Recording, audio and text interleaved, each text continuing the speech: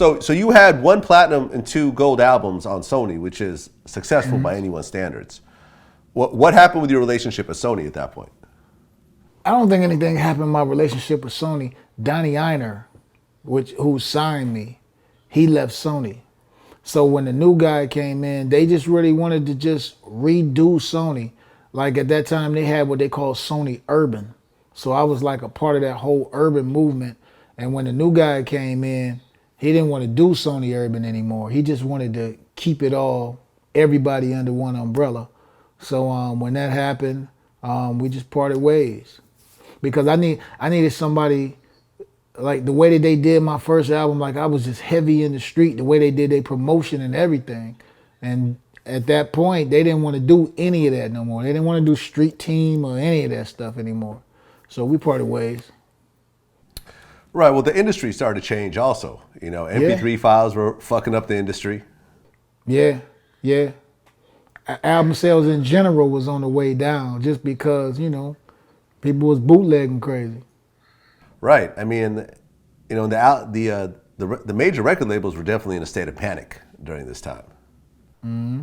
I remember that. I mean, people were talking about whether any record labels would be around, and you saw a lot of consolidation. Like a lot of companies started to merge into one during that time. Right. I don't even think people really understood what was happening at that time. But when my second album came out, man, I tell you, every show that I went to that was in the hood or something like that, I never signed a real copy of my CD. I signed all real talk. I signed all bootleg copies, man. So, imagine like me and Sony parted ways, obviously because of album sales. But if it wasn't bootlegging and all that stuff, I might have went platinum 3 times, I mean, someone actually had the nerve to walk up to you and say, hey, sign my stolen copy right here, please. Not just one person. When I tell you everybody, I'm talking about hundreds of people. But I felt like they supported the music. It took me back when I was, again, selling my CD for $1 because I just wanted them to have it. And at that point, I felt like it was more important for them to have the music than to, for me to make some money off of it at that point. Now, I feel you. I mean, I guess I just would never have the nerve to walk up to someone and say, hey, that'd be like stealing your car and then walking up to you and say, hey, man, you got some extra floor mats? Because the car I just stole, I wore them out. Yeah, man, I don't know what they was thinking. I don't even think they thought of it like that. I think they thought of it as appreciation, because it take a lot for a guy in the hood to come up to you. It's like, hey, sign something for me. You know what I'm saying? So, I took it. I feel you. So you end up going to Warner Brothers. Yeah, then went to Warner Brothers, right. Okay, now what changed once you went to this new label?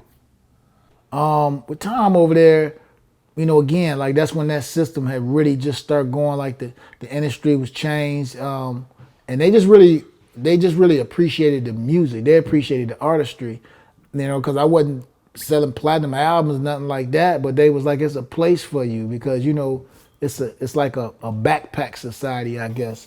So we went over there and we did an album with them. And what happened with that, like we had a single and the single was taken off. And that's when I wound up going back to prison right in the middle of it. So kind of killed it. Okay. Now, I remember you, before you went to prison, you put out a statement. And you said, to everyone who gave me a chance, I'm forever in your debt. I've had a fabulous career because of you. I've lived 100 lives in these 6 years. So I not only won't, I don't have the right to complain. Right. You didn't memorize that, did you? You just read that, man? I just read it. Okay. I was about to say, what? But yeah. I'm not Jay-Z. I can't keep everything in my head. But yeah, I did, man. And I sent that because I figured like, okay, I'm about to go to prison for a couple years. The music industry is already different. I know by the time I get home, I just didn't feel like it was going to be a place for me when I got back home. So. Well, yeah, I remember reading about that situation and, I saw the mugshots and everything. So you end up, I guess it was a domestic dispute that ended in a high-speed chase with the police? Yeah, man. Yeah. I mean, can you talk about what the situation was about? Yeah, I really never spoke on it. So I'm I never spoke on it.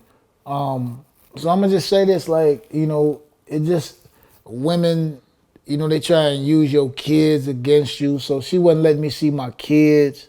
So I got upset about it. I probably went about it the wrong way. I went to the house, kicked the door in, like, yo, I want to see my kids.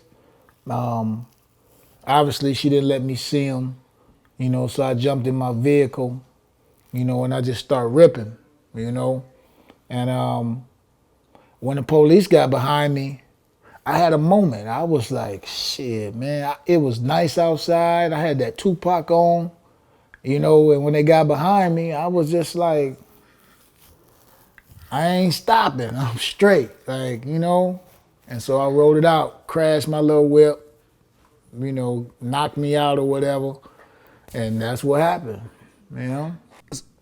So how long was this high-speed chase for until you finally crashed? Man, it seemed like forever.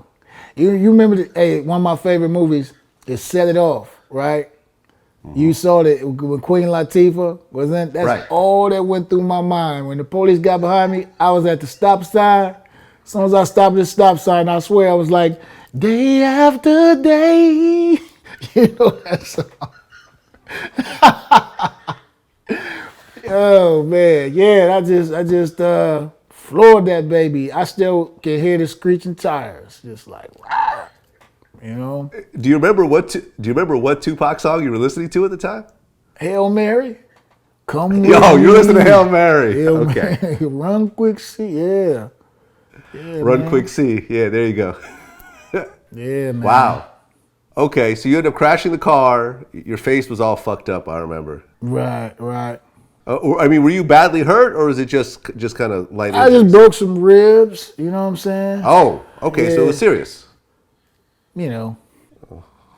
Regular shit. Broke a few ribs. It was high-speed chase. Yeah. Okay. But I'm gonna tell you something though, man. Even though, like, when I look back on that, I would never do nothing like that again. But when I look back on that, I felt alive. I'm telling you, for some reason, I just felt alive as hell. Like, with the wind blowing in your face, the whole police force behind you, the music is blasting. It was just a moment for me. So it ends up going to court and you get 3.5 years? Yeah. How did it feel to suddenly be back in prison after having 6 years of being on top of the world like that? I don't know, because I didn't think about it. But one of the things that got me through the first 11 years is I read in a book one time, if you're not in the life you want to be in, then create that life. So, I used to be in the hole for like months at a time, like 6 months in the hole. And I used to walk around the yard and make up my own story. I used to pretend like I had my little son next to me and we was walking in the park, and I used to just do that a lot. And then when I went back, I just made up a whole nother scenario like I had never got out. So, So you pretended that you being a music star was just a dream and you were really just in prison the whole time. Yeah. I mean, the mind is a powerful thing. Yes, it is.